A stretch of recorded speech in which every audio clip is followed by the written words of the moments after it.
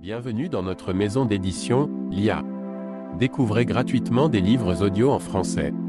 Pour ne pas manquer nos prochaines vidéos, abonnez-vous à notre chaîne. Le monde comme volonté et comme représentation par Arthur Schopenhauer lu par Liam Maloney. Pour améliorer votre expérience de lecture, vous pouvez activer le sous-titrage et ajuster la vitesse de lecture. Livre 1er, Le monde comme représentation. Premier point de vue, la représentation soumise au principe de raison suffisante, l'objet de l'expérience et de la science, sort de ton enfance. Ami, réveille-toi. 1. Le monde est ma représentation. Matière du livre 1er. Le monde est ma représentation.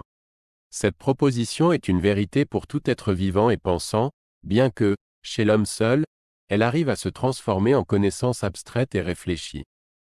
Dès qu'il est capable de l'amener à cet état, on peut dire que l'esprit philosophique est né en lui. Il possède alors l'entière certitude de ne connaître ni un soleil ni une terre, mais seulement un œil qui voit ce soleil, une main qui touche cette terre. Il sait, en un mot, que le monde dont il est entouré n'existe que comme représentation, dans son rapport avec un être percevant, qui est l'homme lui-même. S'il est une vérité qu'on puisse affirmer a priori, c'est bien celle-là, car elle exprime le mode de toute expérience possible et imaginable, concept de beaucoup plus général que ce même de temps, d'espace et de causalité qu'il implique. Chacun de ces concepts, en effet, dans lesquels nous avons reconnu des formes diverses du principe de raison, n'est applicable qu'à un ordre déterminé de représentation. La distinction du sujet et de l'objet, au contraire, est le mode commun à toutes, le seul sous lequel on puisse concevoir une représentation quelconque, abstraite ou intuitive, rationnelle ou empirique. Aucune vérité n'est donc plus certaine, plus absolue, plus évidente que celle-ci. Tout ce qui existe pour la pensée, c'est-à-dire, l'univers entier n'est objet qu'à l'égard d'un sujet, perception que par rapport à un esprit percevant, en un mot, il est pure représentation. Cette loi s'applique naturellement à tout le présent, à tout le passé et à tout l'avenir, à ce qui est loin comme à ce qui est près de nous, car elle est vraie du temps et de l'espace eux-mêmes, grâce auxquels les représentations particulières se distinguent les unes des autres. Tout ce que le monde renferme ou peut renfermer est dans cette dépendance nécessaire vis-à-vis du sujet et n'existe que pour le sujet. Le monde est donc représentation. Cette vérité est d'ailleurs loin d'être neuve. Elle fait déjà le fond des considérations sceptiques d'où procède la philosophie de Descartes. Mais ce fut Berkeley qui le premier la formula d'une manière catégorique. Par là il a rendu à la philosophie un immortel service, encore que le reste de ses doctrines ne mérite guère de vivre. Le grand tort de Kant, comme je l'expose dans l'appendice qui lui est consacré, a été de méconnaître ce principe fondamental. En revanche, cette importante vérité a été de bonne heure admise par les sages de l'Inde, puisqu'elle apparaît comme la base même de la philosophie Vedanta, attribuée à Vihar. Nous avons sur ce point le témoignage de W. Jones, dans sa dernière dissertation ayant pour objet la philosophie asiatique.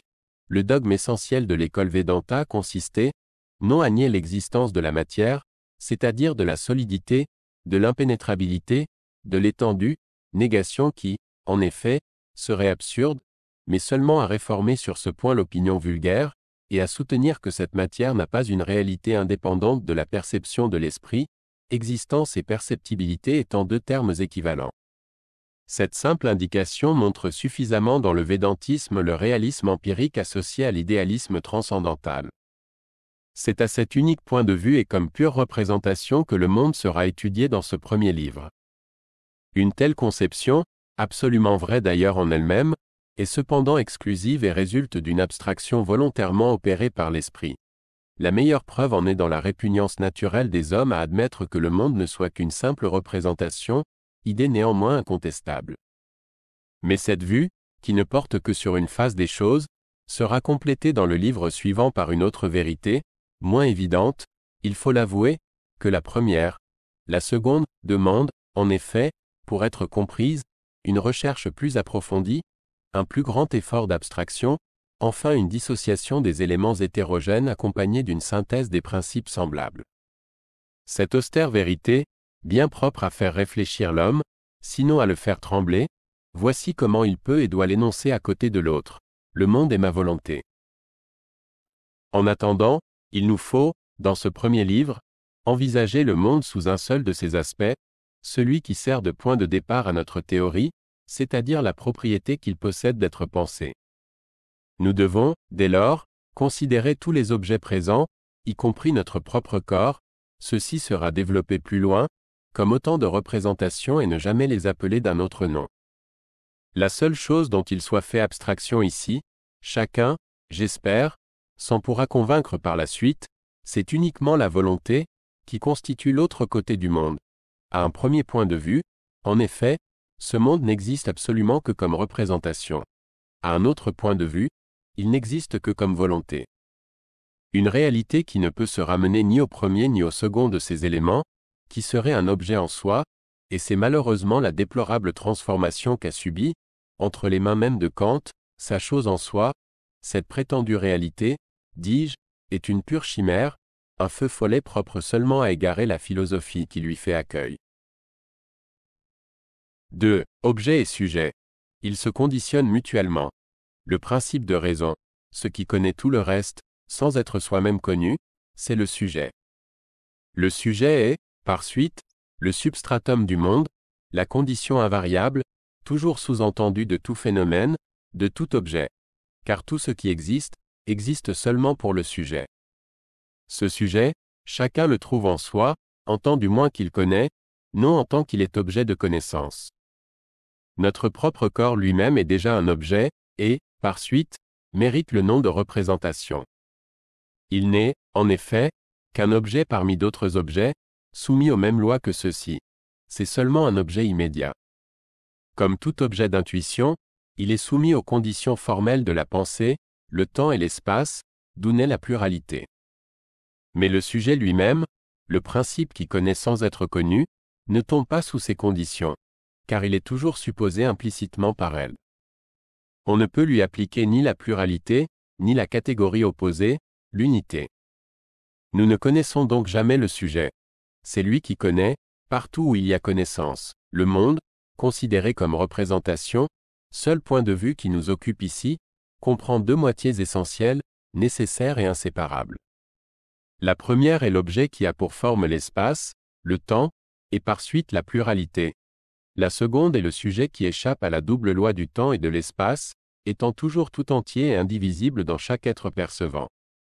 Il s'ensuit qu'un seul sujet, plus l'objet, suffirait à constituer le monde considéré comme représentation, aussi complètement que les millions de sujets qui existent, mais que cet unique sujet percevant disparaisse, et, du même coup, le monde conçu comme représentation disparaît aussi. Ces deux moitiés sont donc inséparables, même dans la pensée. Chacune d'elles n'est réelle et intelligible que par l'autre et pour l'autre. Elles existent et cessent d'exister ensemble. Elles se limitent réciproquement, où commence l'objet, le sujet finit. Cette mutuelle limitation apparaît dans le fait que les formes générales essentielles à tout objet, temps, espace et causalité, peuvent se tirer et se déduire entièrement du sujet lui-même, abstraction faite de l'objet, ce qu'on peut traduire dans la langue de Kant, en disant qu'elle se trouve a priori dans notre conscience. De tous les services rendus par Kant à la philosophie, le plus grand est peut-être dans cette découverte.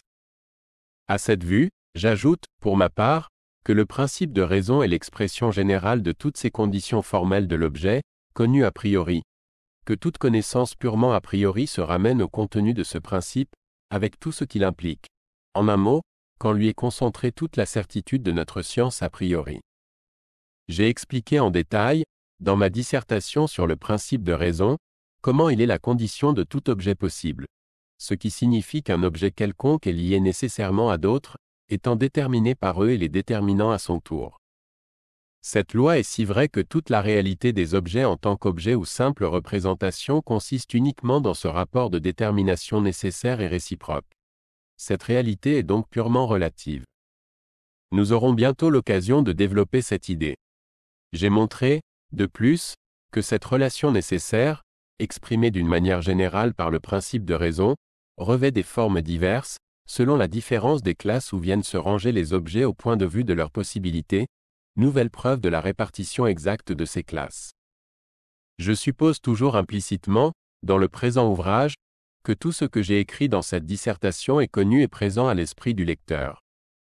Si je n'avais pas exposé ailleurs ces idées, elles auraient ici leur place naturelle. 3. La représentation intuitive. Ces formes, dérivées du principe de raison, le temps et l'espace. La plus grande différence à signaler entre nos représentations est celle de l'état intuitif et de l'état abstrait. Les représentations de l'ordre abstrait ne forment qu'une seule classe, celle des concepts, apanage exclusif de l'homme en ce monde. Cette faculté qu'il possède de former des notions abstraites, et qui le distingue du reste des animaux, est ce qu'on a de tout temps appelé raison. Il sera traité spécialement de ces représentations abstraites dans la suite. Pour le moment, nous ne parlerons que de la représentation intuitive. Celle-ci comprend tout le monde visible, ou l'expérience en général, avec les conditions qui la rendent possible. Kant, comme nous l'avons dit, a montré, et c'est là une découverte considérable, que le temps et l'espace, ces conditions ou formes de l'expérience, éléments communs à toute perception et qui appartiennent également à tous les phénomènes représentés, que ces formes, dis-je, peuvent non seulement être pensées in abstracto, mais encore saisies immédiatement en elles-mêmes et en l'absence de tout contenu. Il a établi que cette intuition n'est pas un simple fantôme résultant d'une expérience répétée, qu'elle en est indépendante et lui fournit ses conditions, plutôt qu'elle n'en reçoit d'elle. Ce sont, en effet, ces éléments du temps et de l'espace, tels que les révèle l'intuition a priori, qui représentent les lois de toute expérience possible. Tel est le motif qui, dans ma dissertation sur le principe de raison, m'a fait considérer le temps et l'espace, aperçus dans leur forme pure et isolée de leur contenu, comme constituant une classe de représentation spéciale et distincte. Nous avons déjà signalé l'importance de la découverte de Kant établissant la possibilité d'atteindre par une vue directe et indépendante de toute expérience ces formes générales de l'intuition sensible, sans qu'elles perdent pour cela rien de leur légitimité, découverte qui assure à la fois le point de départ et la certitude des mathématiques. Mais il est un autre point non moins important à noter, le principe de raison, qui, comme loi de causalité et de motivation, détermine l'expérience, qui, d'autre part, comme loi de justification des jugements, détermine la pensée. Ce principe peut revêtir une forme très spéciale, que j'ai désignée sous le nom de principe de l'être. Considéré par rapport au temps, il engendre la succession des moments de la durée. Par rapport à l'espace, la situation des parties de l'étendue, qui se déterminent l'une l'autre à l'infini. Si, après avoir lu la dissertation qui sert d'introduction au présent ouvrage, on a bien saisi l'unité primitive du principe de raison, sous la diversité possible de ses expressions, on comprendra combien il importe, pour pénétrer à fond l'essence de ce principe, de l'étudier, tout d'abord, dans la plus simple de ses formes pures, le temps. Chaque instant de la durée, par exemple, n'existe qu'à la condition de détruire le précédent qui l'a engendré, pour être aussi vite anéanti à son tour. Le passé et l'avenir, abstraction faite des suites possibles de ce qu'ils contiennent, sont choses aussi vaines que le plus vain des songes, et il en est de même du présent, limite sans étendue et sans durée entre les deux. Or, nous retrouvons ce même néant dans toutes les autres formes du principe de raison. Nous reconnaîtrons que l'espace aussi bien que le temps, et tout ce qui existe à la fois dans l'espace et dans le temps, bref tout ce qui a une cause ou un motif, tout cela ne possède qu'une réalité purement relative. La chose, en effet, n'existe qu'en vertu ou en vue d'une autre de même nature qu'elle est soumise ensuite à la même relativité. Cette pensée, dans ce qu'elle a d'essentiel, n'est pas neuve. C'est en ce sens qu'Héraclite constatait avec mélancolie le flux éternel des choses, que Platon en rabaissait la réalité au simple devenir, qui n'arrive jamais jusqu'à l'être, que Spinoza ne voyait en elle que les accidents de la substance unique existant seule éternellement, que Kant opposait à la chose en soi nos objets de connaissance comme de purs phénomènes. Enfin, l'antique sagesse de l'Inde exprime la même idée sous cette forme. C'est la Maya, c'est le voile de l'illusion, qui, recouvrant les yeux des mortels, leur fait voir un monde dont on ne peut dire s'il est ou s'il n'est pas, un monde qui ressemble au rêve, au rayonnement du soleil sur le sable, où de loin le voyageur croit apercevoir une nappe d'eau, ou bien encore à une corde jetée par terre qu'il prend pour un serpent. Ces comparaisons réitérées se trouvent dans nombre de passages des Védas et des Puranas. La conception exprimée en commun par tous ces philosophes n'est autre que celle qui nous occupe en ce moment. Le monde comme représentation, assujetti au principe de raison. 4. La matière, objet de l'entendement. Elle est essentiellement active, et soumise a priori à la causalité.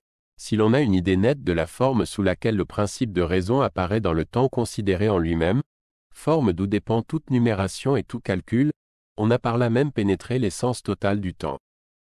Celui-ci, en effet, se ramène tout entier à cette détermination spéciale du principe de raison, et ne possède aucun autre attribut. La succession est la forme du principe de raison dans le temps.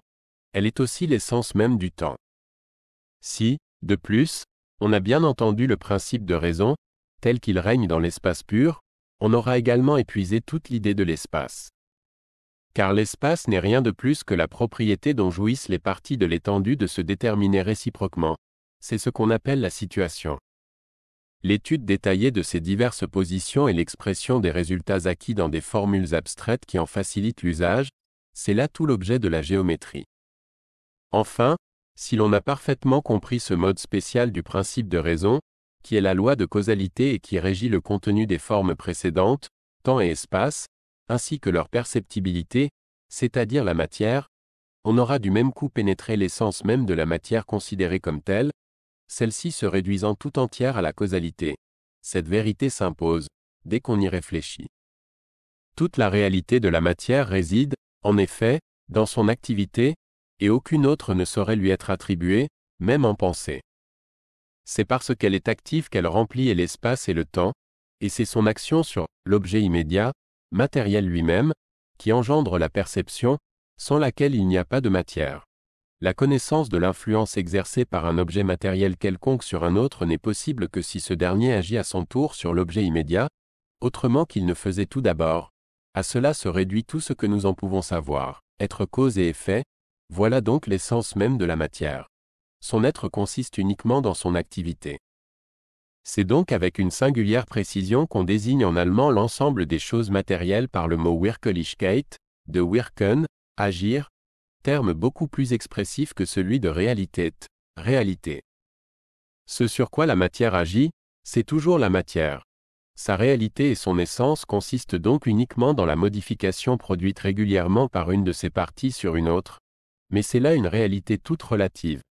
Les rapports qui la constituent ne sont d'ailleurs valables que dans les limites même du monde matériel, absolument comme le temps. Si le temps et l'espace peuvent être connus par intuition chacun en soi et indépendamment de la matière, celle-ci ne saurait en revanche être aperçue sans eux. D'une part, la forme même de la matière, qu'on en saurait séparer, suppose déjà l'espace, et, d'autre part, son activité, qui est tout son être, implique toujours quelque changement, c'est-à-dire une détermination du temps. Mais la matière n'a pas pour condition le temps et l'espace pris séparément. C'est leur combinaison qui constitue son essence, celle-ci résidant tout entière, comme nous l'avons démontré, dans l'activité et la causalité. En effet, tous les phénomènes et tous les états possibles, qui sont innombrables, pourraient, sans se gêner mutuellement, coexister dans l'espace infini, et, d'autre part, se succéder, sans plus de difficulté, dans l'infinité du temps. Dès lors, un rapport de dépendance réciproque, et une loi qui déterminerait les phénomènes conformément à ce rapport nécessaire deviendrait inutile et même inapplicable. Ainsi, ni cette juxtaposition dans l'espace, ni cette succession dans le temps ne suffisent à engendrer la causalité, tant que chacune des deux formes reste isolée et se déploie indépendamment de l'autre. Or, la causalité constituant l'essence propre de la matière, si la première n'existait pas, la seconde aussi disparaîtrait. Pour que la loi de causalité conserve toute sa signification et sa nécessité, le changement effectué ne doit pas se borner à une simple transformation des divers états pris en eux-mêmes. Il faut d'abord qu'en un point donné de l'espace, tel état existe maintenant et tel autre état ensuite. Il faut, de plus, qu'à un moment déterminé, tel phénomène se produise ici et tel autre là. C'est seulement grâce à cette limitation réciproque du temps et de l'espace l'un par l'autre que devient intelligible et nécessaire la loi qui règle le changement.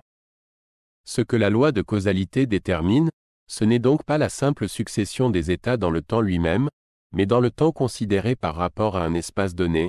Ce n'est pas, d'autre part, la présence des phénomènes à tel endroit, mais leur présence en ce point à un instant marqué.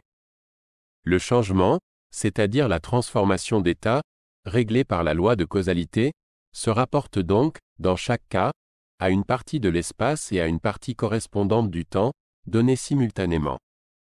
Si le monde existait seulement dans le temps, tout deviendrait fugitif. Alors, plus de permanence, plus de juxtaposition, plus de simultanéité et partant plus de durée. Plus de matière non plus, comme tout à l'heure. C'est de la combinaison du temps et de l'espace que résulte la matière, qui est la possibilité de l'existence simultanée. La durée en dérive aussi, et rend possible à son tour la permanence de la substance sous le changement des états. La matière, tenant son être de la combinaison du temps et de l'espace, en conserve toujours la double empreinte. La réalité qu'elle tire de l'espace est attestée d'abord par la forme qui lui est inhérente, ensuite et surtout, par sa permanence ou substantialité. Le changement, en effet, n'appartient qu'au temps, qui, considéré en lui-même et dans sa pureté, n'a rien de stable. La permanence de la matière n'est donc certaine a priori que parce qu'elle repose sur celle de l'espace. La matière, d'autre part, tient du temps par la qualité, ou accident, sans laquelle elle ne saurait apparaître. Et cette qualité consiste toujours dans la causalité, dans l'action exercée sur une autre matière, par suite dans le changement, qui fait partie de la notion de temps. Cette action néanmoins n'est possible en droit qu'à condition de se rapporter à la fois à l'espace et au temps, et tire de là toute son intelligibilité. La détermination de l'état, qui doit nécessairement exister dans tel lieu à tel moment donné, voilà à quoi se borne la juridiction de la loi de causalité. C'est parce que les qualités essentielles de la matière dérivent des formes de la pensée connues a priori, que nous lui assignons aussi, a priori, certaines propriétés. Par exemple, de remplir l'espace, c'est l'impénétrabilité, qui équivaut à l'activité. De plus, l'étendue, la divisibilité infinie, la permanence qui n'est que l'indestructibilité, enfin, la mobilité. Quant à la pesanteur, peut-être convient-il, ce qui d'ailleurs ne constitue pas une exception à la doctrine, de la rapporter à la connaissance a posteriori et cela en dépit de l'opinion de Kant qui, dans ses principes métaphysiques de la science de la nature, la range parmi les propriétés comme les sables a priori. De même qu'il n'y a d'objet en général que pour un sujet, et sous la forme d'une représentation, de même chaque classe déterminée de représentation dans le sujet se rapporte à une fonction déterminée, que l'on nomme faculté intellectuelle, Erkenntnisvermögen. La faculté de l'esprit correspondant au temps et à l'espace considéré en soi a été appelée par Kant la sensibilité pure, Reinsinnigkeit. Cette dénomination peut être conservée, en souvenir de celui qui a ouvert une voie nouvelle à la philosophie. Elle n'est cependant pas absolument exacte. Car, sensibilité, suppose déjà matière. La faculté correspondant à la matière, ou à la causalité, car ces deux termes sont équivalents, c'est l'entendement, qui n'a pas d'autre objet. Connaître par les causes, voilà, en effet, son unique fonction et toute sa puissance. Mais cette puissance est grande. Elle s'étend à un vaste domaine et comporte une merveilleuse diversité d'applications, reliées cependant par une unité évidente. Réciproquement, toute causalité, et, par suite, toute matière, toute réalité, n'existe que pour l'entendement, par l'entendement. La première manifestation de l'entendement, celle qui s'exerce toujours, c'est l'intuition du monde réel. Or, cet acte de la pensée consiste uniquement à connaître les faits par la cause. Aussi toute intuition est-elle intellectuelle. Mais elle n'arriverait jamais à se réaliser sans la connaissance immédiate de quelque effet propre à servir de point de départ. Cet effet est une action éprouvée par les corps organisés. Ceux-ci, objets immédiats des sujets auxquels ils sont unis, rendent possible l'intuition de tous les autres objets. Les modifications que subit tout organisme animal sont connues immédiatement ou senties, et, cet effet étant aussitôt reporté à sa cause, on a sur le champ l'intuition de cette dernière comme objet. Cette opération n'est nullement une conclusion tirée de données abstraites, non plus qu'un produit de la réflexion ou de la volonté. Elle est une connaissance directe, nécessaire, absolument certaine.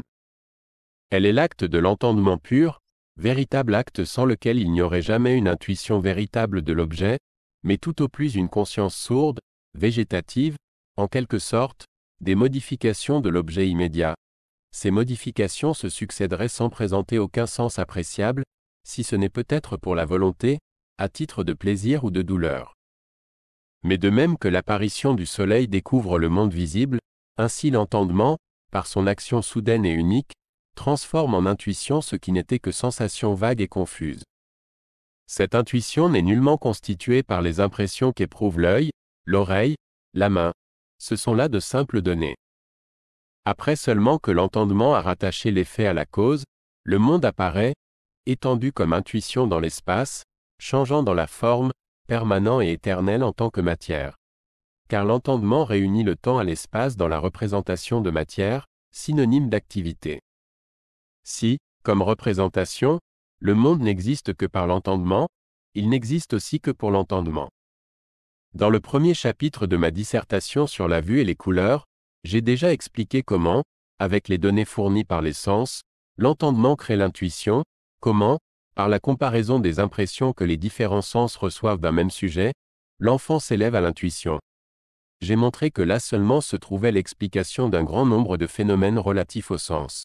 Par exemple la vision simple avec deux yeux, la vision double dans le strabisme ou dans le cas où l'œil voit simultanément plusieurs objets placés à des distances inégales l'un derrière l'autre, enfin les diverses illusions qu'amène toujours un changement subi dans l'exercice des organes des sens.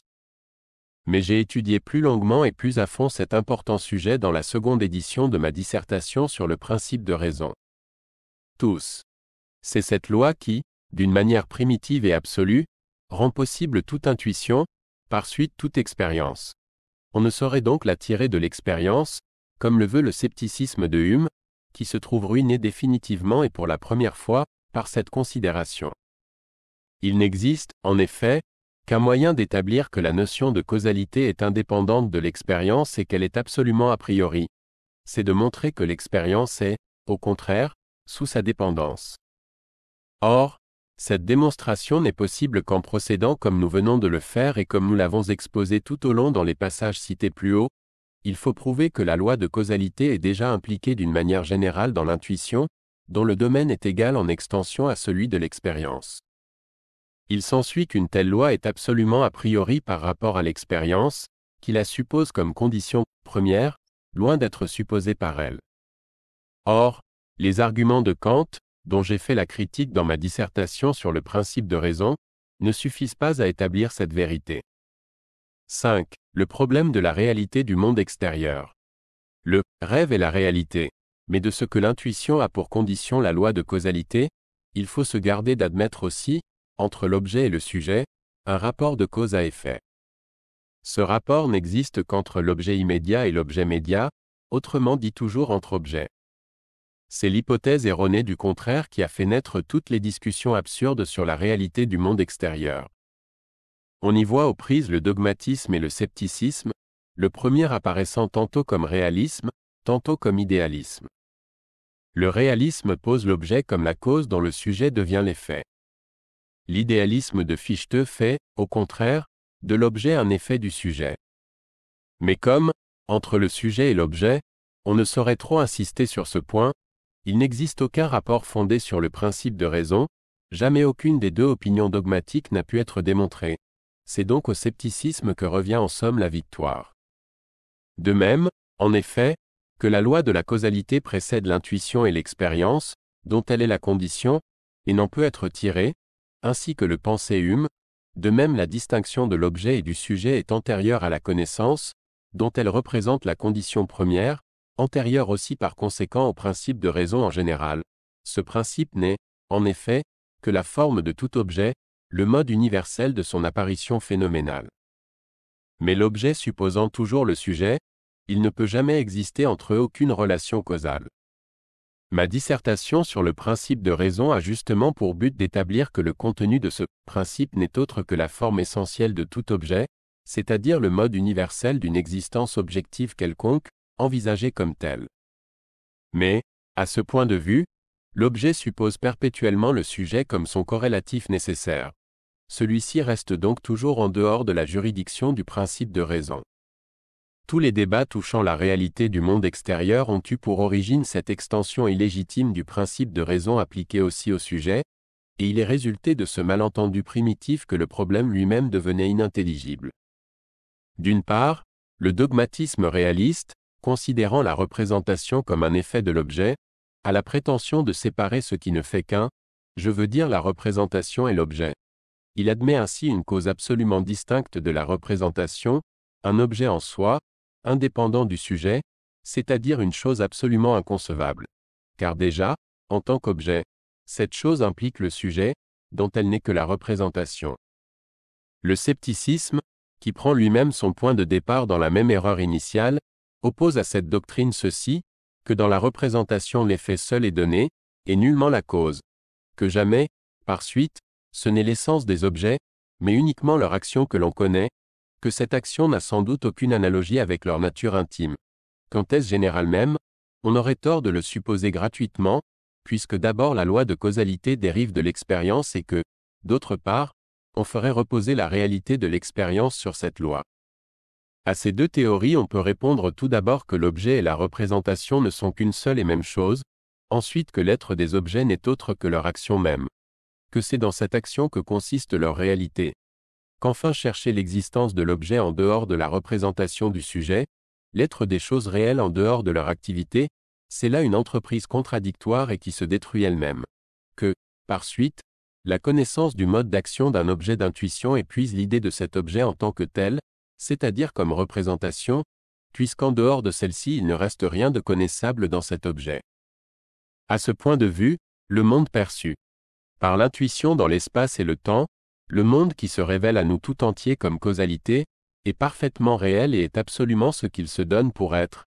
Or, ce qu'il prétend être entièrement et sans réserve, c'est représentation, et représentation réglée par la loi de causalité. En cela consiste sa réalité empirique. Mais, d'autre part, il n'y a de causalité que dans et pour l'entendement. Ainsi, le monde réel, c'est-à-dire actif, est toujours, comme tel, conditionné par l'entendement, sans lequel il ne serait rien. Mais cette raison n'est pas la seule, comme, en général, aucun objet, à moins de contradiction, ne saurait être conçu sans un sujet, on doit refuser, par suite, aux dogmatiques la possibilité même de la réalité qu'ils attribuent au monde extérieur, fondée, selon eux, sur son indépendance à l'égard du sujet. Tout le monde objectif est et demeure représentation, et, pour cette raison, est absolument et éternellement conditionné par le sujet. En d'autres termes, l'univers a une idéalité transcendantale. Il n'en résulte pas qu'il soit illusion ou mensonge. Il se donne pour ce qu'il est, pour une représentation, ou plutôt une suite de représentations dont le lien commun est le principe de causalité. Ainsi envisagé, le monde est intelligible à un entendement sain, et cela dans son sens le plus profond. Il lui parle un langage qui se laisse entièrement comprendre. Seule une intelligence faussée par l'habitude des subtilités peut s'aviser d'en contester la réalité. C'est faire un emploi abusif du principe de raison. Ce principe relie bien entre elles toutes les représentations, quelles qu'elles soient, mais il ne les rattache pas à un sujet, ou à quelque chose qui ne serait ni sujet ni objet, mais simple fondement de l'objet. C'est là un pur non-sens, puisqu'il n'y a que des objets qui puissent causer quelque chose, et que ce quelque chose est toujours lui-même un objet. Si l'on étudie de plus près l'origine de ce problème de la réalité du monde extérieur, on trouve qu'à cet emploi abusif du principe de raison appliqué à ce qui échappe à sa juridiction, vient s'ajouter encore une confusion particulière faite entre ces formes. Ainsi, la forme qu'il affecte relativement aux concepts ou représentations abstraites est transportée aux représentations intuitives, aux objets réels. On prétend attribuer aux objets un principe de connaissance, alors qu'ils ne peuvent avoir qu'un principe d'existence. Ce qui est réglé par le principe de raison, ce sont les représentations abstraites, les concepts unis dans des jugements. Chacun de ces concepts tire, en effet, sa valeur, sa portée et l'on peut dire sa réalité, qui ici prendra le nom de vérité, uniquement de la relation établie entre le jugement et quelque chose de distinct de lui, son principe de connaissance, auquel il faut toujours remonter. Par contre, ce n'est pas à titre de principe de connaissance que le principe de raison régit les objets réels ou représentations intuitives, mais à titre de principe de devenir, autrement dit comme loi de causalité. L'objet est quitte envers lui par cela seul qu'il est devenu, c'est-à-dire qu'il est sorti comme effet d'une cause. La recherche d'un principe de connaissance n'aurait ici aucune valeur, ni aucune signification. Cette recherche porte sur une toute autre catégorie d'objets. C'est pour cette raison que le monde de l'intuition, tant qu'on n'essaie pas de le dépasser, n'engendre, dans celui qui l'observe, ni doute ni inquiétude. Il n'y a place ici ni pour l'erreur, ni pour la vérité, reléguées l'une et l'autre dans le domaine de l'abstrait, de la réflexion. Aux yeux des sens et de l'entendement, le monde se révèle et se donne avec une sorte de naïve franchise pour ce qu'il est, pour une représentation intuitive, qui se développe sous le contrôle de la loi de causalité. Cette question de la réalité du monde extérieur, telle que nous l'avons envisagée jusqu'ici, avait pour origine une méprise de la raison se méconnaissant elle-même. Il n'y avait d'autre moyen d'y remédier que de mettre en lumière le contenu même de la raison. Un examen du principe de raison considéré dans son essence, et une étude approfondie du rapport qui existe entre l'objet et le sujet, ainsi que de la nature des perceptions sensibles, devaient nécessairement supprimer le problème, en lui ôtant toute signification.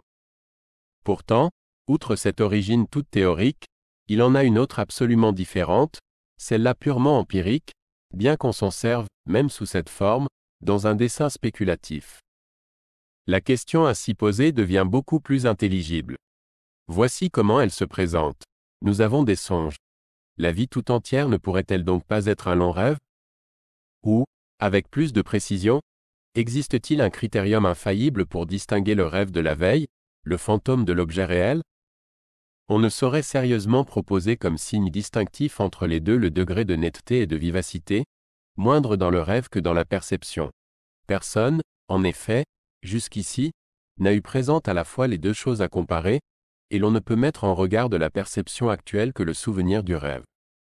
Kant tranche la question en disant que c'est l'enchaînement des représentations par la loi de causalité qui distingue la vie du rêve. Mais, dans le rêve lui-même, tout le détail des phénomènes est également soumis à ce principe sous toutes ses formes, et le lien causal ne se rompt qu'entre la veille et le rêve ou d'un songe à l'autre. La seule interprétation que comporte la solution kantienne est la suivante.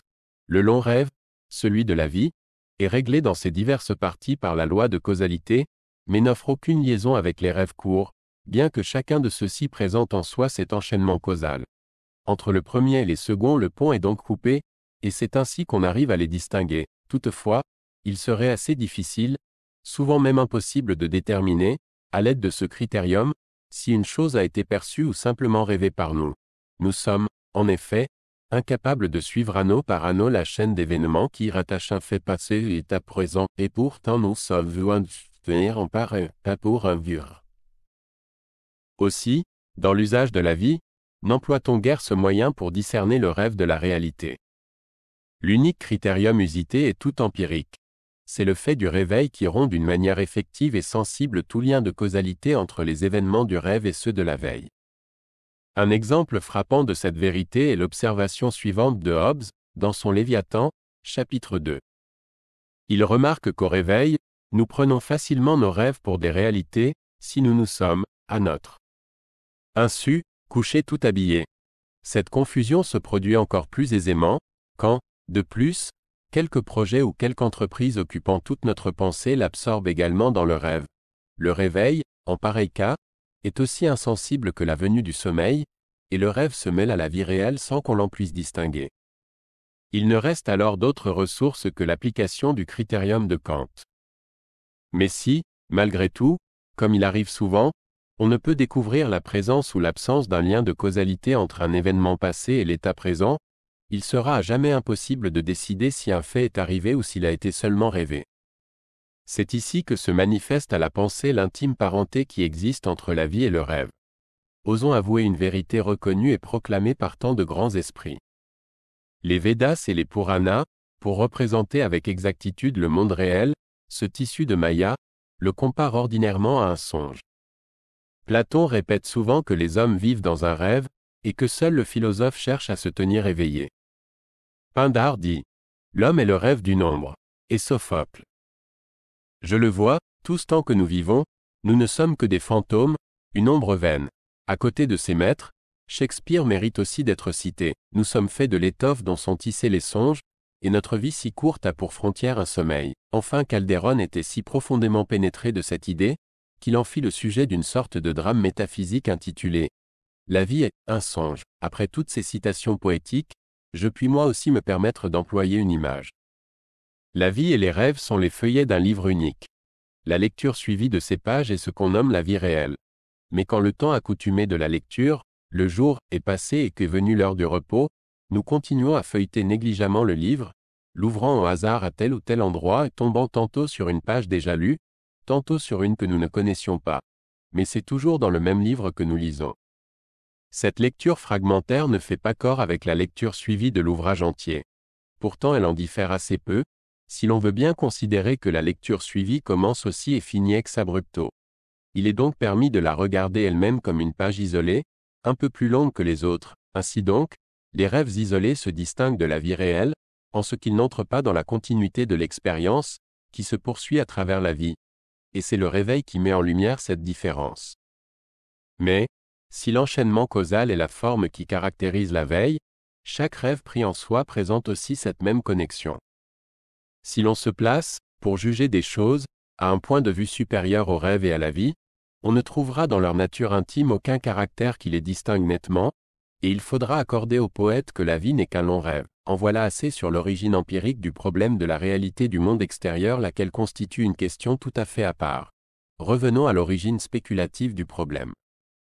Nous avons découvert qu'elle résultait tout d'abord d'un emploi abusif du principe de raison, appliqué au rapport du sujet et de l'objet, et, en second lieu, de la confusion de deux formes du principe.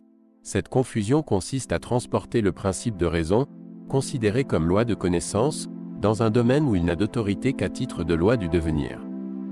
Cliquez sur I, en haut à droite de votre écran pour choisir le livre audio que vous aimeriez découvrir. Si cette vidéo vous a plu, vous pouvez mettre un « j'aime » et la partager à vos amis. Par ailleurs, visitez notre bibliothèque sur audible.fr pour explorer notre vaste sélection de livres audio réalisés par IA.